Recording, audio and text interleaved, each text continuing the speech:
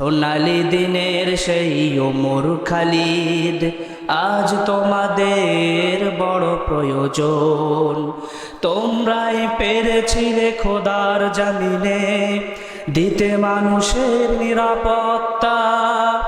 তোমরাই ফিরিয়ে এনেছিলে ধরাতে শ্রেষ্ঠতম মানবতা। তোমরাই পেরেছিলে খোদার জামিনে দিতে মানুষের নিরাপত্তা। তোমরাই ফিরিয়ে এনেছিলে ধরাতে শ্রেষ্ঠতম মানবতা। আজ তোমাদের অভাবে মাজলুম জনতা তিলে তিলে সয়ে যায় জ্বালাতন। আজ তোমাদের বড় প্রয়োজন।